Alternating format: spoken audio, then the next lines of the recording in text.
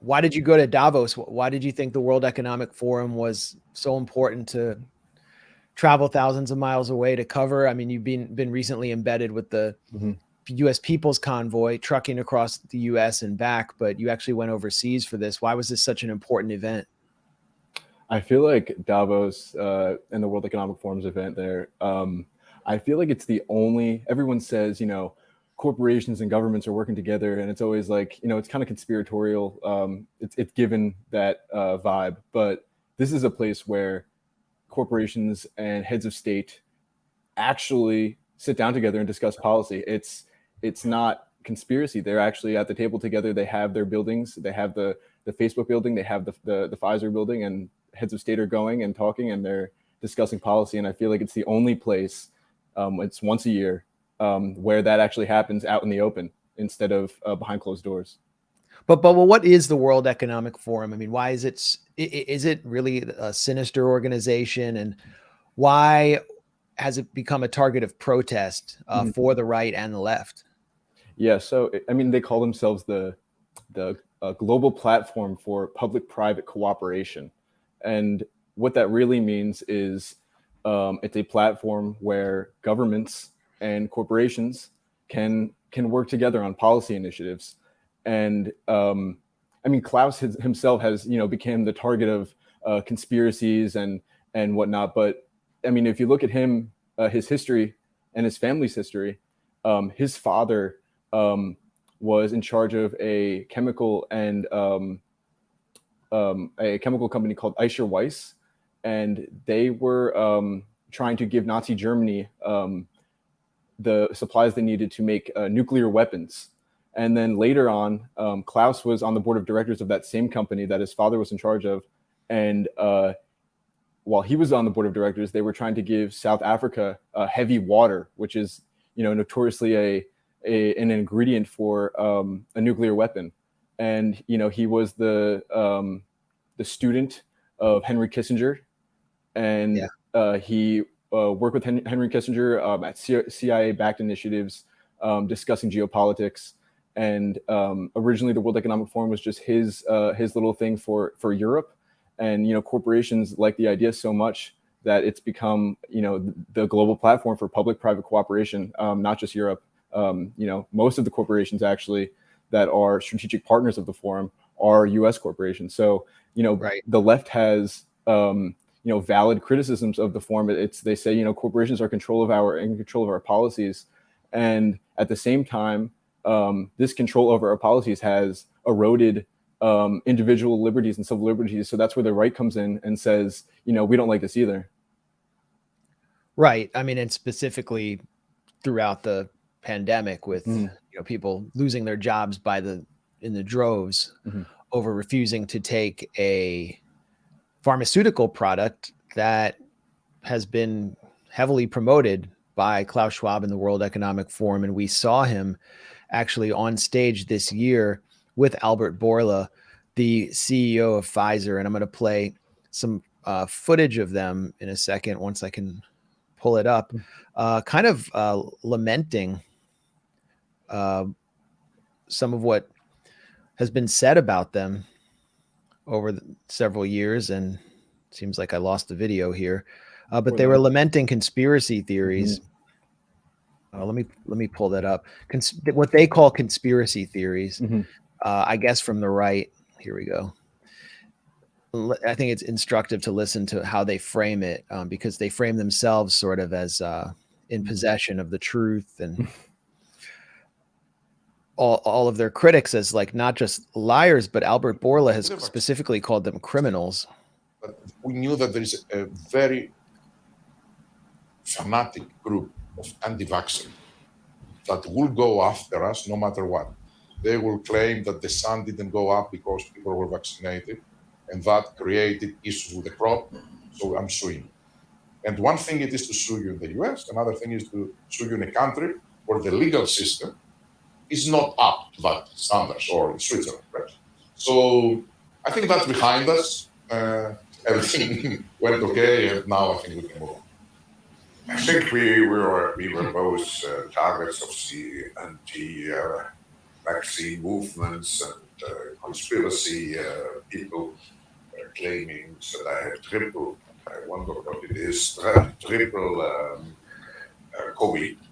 And Zuckerberg was, I think, he got hundreds of thousands of hits and so on.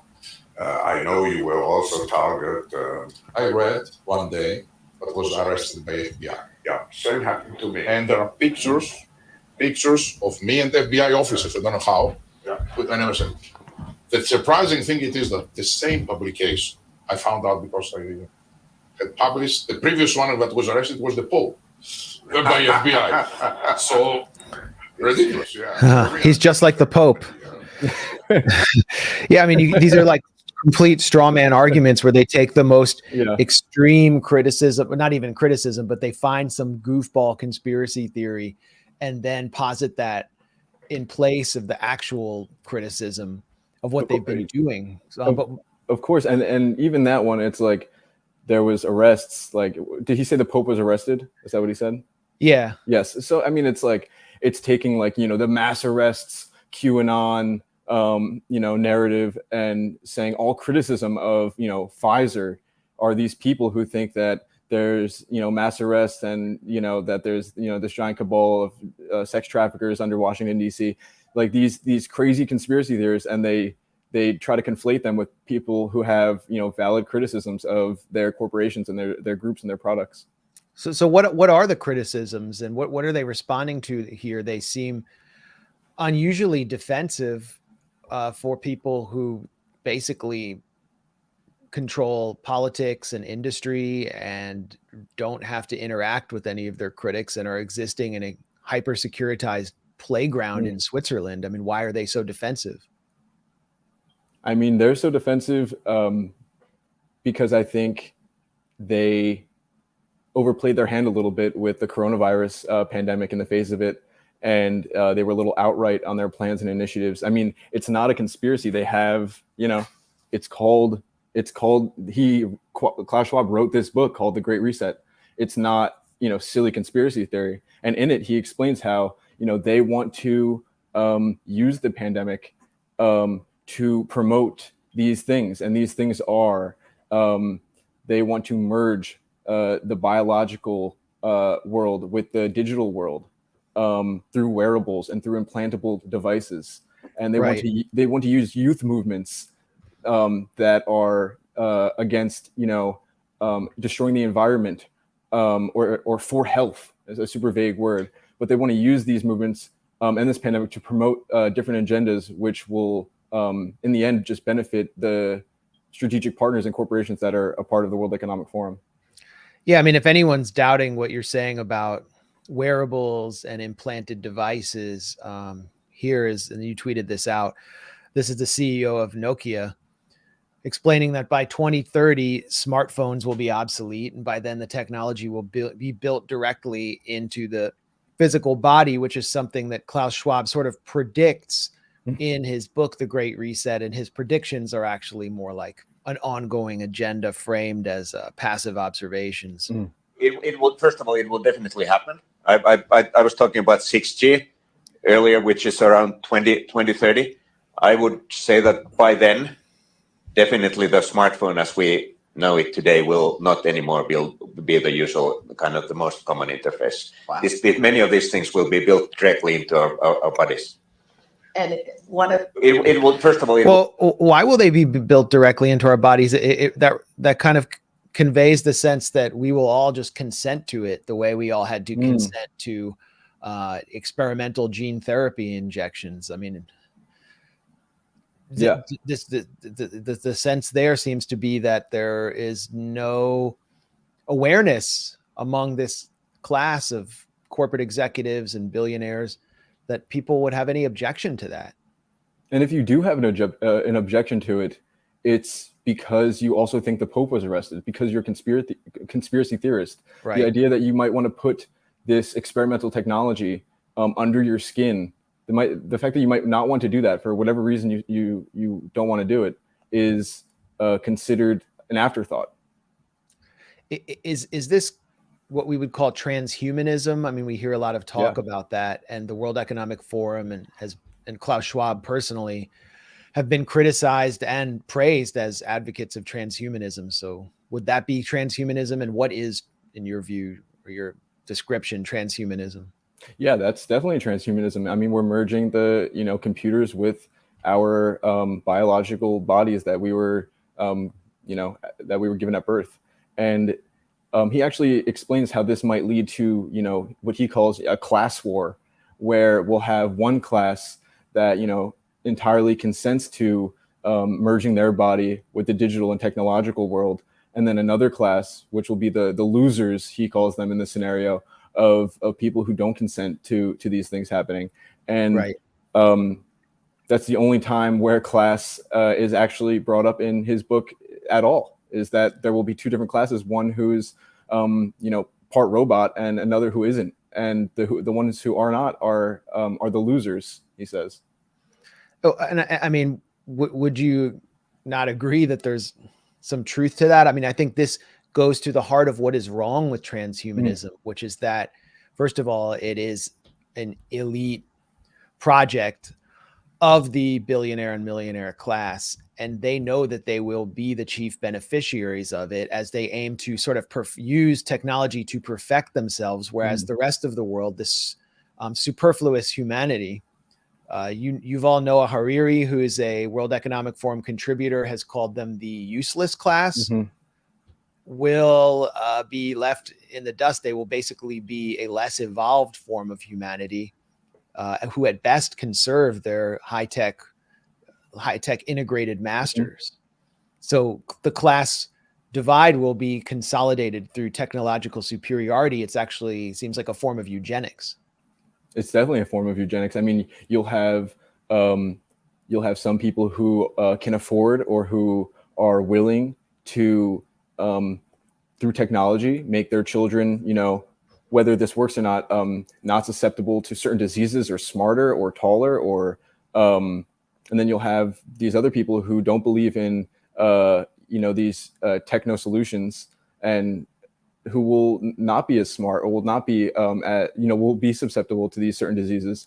So through this technology, we're creating these two classes. It's not like these things will naturally come about. It's the technology is being developed to specifically make this class divide.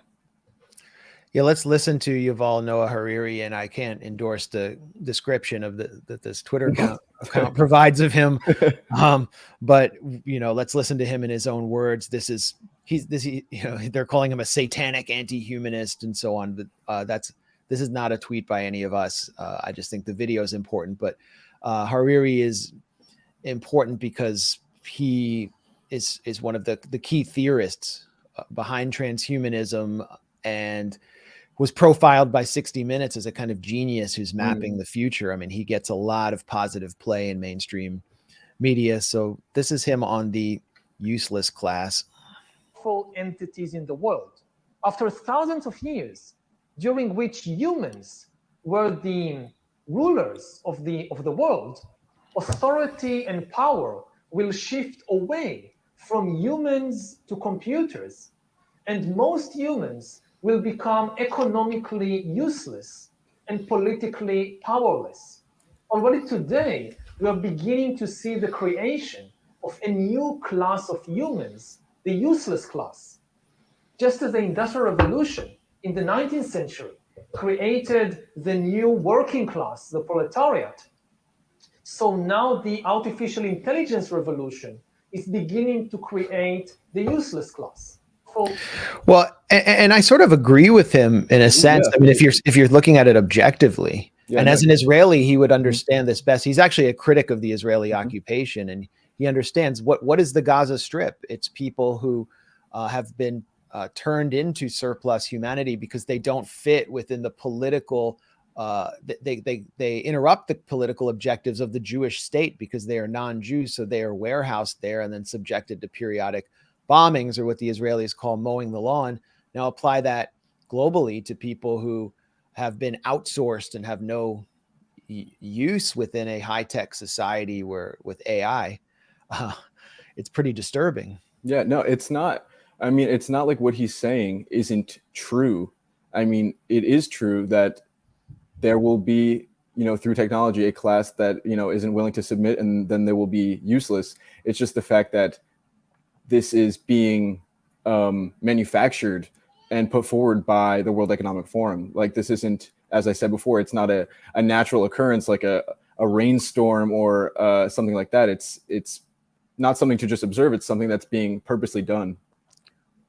Exactly. So the corporations that are at the multinationals and the startups and all these various firms that are get a seat at the table at the World Economic Forum, this is the future that they want and will profit from. Do they have a future for the useless class? Yeah, I mean, it's a great question, and it's the same reason they want to give cell phones and debit cards and internet to Africa. It's an untapped market. We're looking to make markets here. So if you don't have the high-tech cell phone embedded in your body, then you won't be able to partake in all of these things like the data mining and ordering food from your body and all of these things that make you a profit center. So you're useless to them because you can't provide any profit to them. Right. And we collaborated on a piece about a digital ID, digital passports. And one of the programs that we detailed was the Aadhaar program in India. That program has actually gotten poor people killed. The poorest of the rural population in India have literally died because they couldn't access public benefits that enabled them to get rice because they couldn't produce the iris scans or fingertip scans they needed to participate in the Aadhaar system. Who's behind this, and is he connected to the World Economic Forum in any way? Yeah, I believe his last name was Nikalani. Nilekani, I think. Yeah, yes, thank you. Nadeem Nilekani. He is not only connected to the World Economic Forum, he is a member of the World Economic Forum. His two technology companies are strategic partners of the World Economic Forum. Bill Gates, who spoke at the World Economic Forum every year that I can remember, has called him a hero. So this idea is super popular among this group of people in Davos, Switzerland. This idea that you will access your government services, and sometimes those services are affording you livelihood through technology and through merging your biological world with the digital world and handing over your fingerprints and your iris scans in order to receive what keeps you alive. And they love this idea. It's the ultimate motive for them. Yeah. And many of these deaths occurred actually in the Jharkhand province of India during the introduction of this novel technology. And it caused a huge scandal in India. I want to play a video that really shows, I think it goes to the essence of what the dangers of digital ID pose, especially to the so-called useless class, the people who are surplus humanity. This is from an Indian news report. A girl in Jharkhand's Sindega district died of starvation last fortnight, months after a family's ration card was cancelled because it wasn't linked to their Aadhaar number. Santoshi Kumari, who came from a poor family which was eligible for subsidized rations under the National Food Security Act. However, according to independent fact-finding report, the local ration leader refused to give the family their rations for the past 6 months on the grounds that their ration card had not been linked or seeded, as it's known in official language, to their Aadhaar number. The young girl used to be fed when she visited school under the midday meal scheme. However, due to the holidays, she hadn't been to school over the last couple of days, and now her mother too has been hospitalized. So that's pretty disturbing. It's all out in the open, and yet they're continuing to push this. We've also seen that the Aadhaar system was easy to hack. Indian media were able to hack entire databases and access them on WhatsApp, including the personal information of sex workers who have been required to use digital ID to access HIV resources and public health. So many of them are not going to get tested because of the fear of being exposed. So this is not the precedent is that this technology is not very secure. How has the World Economic Forum and its partners pushed digital identity, and how has that process accelerated in the past 2 years since we saw the advent in our cities of vaccine passports? Sure. I just want to add that same state that had the people die from the Aadhaar mix-up, I guess you would call it, Jakartaland, they had a building, a storefront in Davos, saying it was India's friendliest business state. So they were, there was these buildings that are set up in Davos for different companies. You can't go in them. Yeah. But other people, it's where they have meetings. So they'll, some African countries said, they were trying to attract green investors. So what's happening in there all week is that, business leaders go into these buildings that are, that have government officials in them, and they talk how to make, public-private, partnerships. But that exact Indian state was advertised at Davos as India's friendliest business state.